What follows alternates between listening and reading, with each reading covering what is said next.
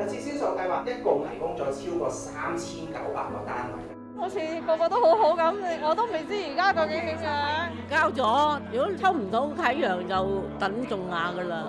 加咗啦，我哋啱啱前2日加咗粉嶺啊，同埋錦田咯嚇，珠江新界區咁樣諗住喺翻新界附近咯。我就住咗40多年新界，我慣咗新界嘅空氣、地方、交通都好方便，我唔需要同人哋一早去逼車。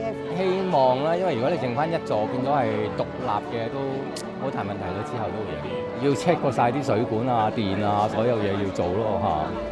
依家即刻望去右手邊，起緊一半嘅就係啟陽苑。嗱，我哋咧而家睇完咗啟德啦，咁我哋準備咧會過去粉嶺㗎啦。白羅路咧係即係心儀啲咯，覺得佢交通即係方便，咁啊另外咧佢一入伙就可以得啦。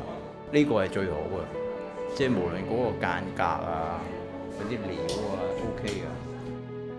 第一咧係粉嶺啦，主要就係快上樓，我可以補少少都冇問題。佢哋搞呢個睇樓團幾好，我唔使周圍去撲咯，又唔識㗎嘛呢啲，超級好。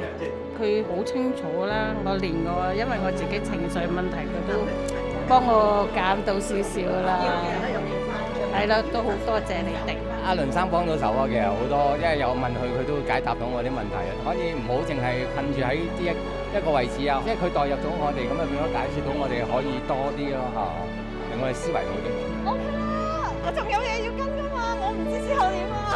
我都係跟落去㗎。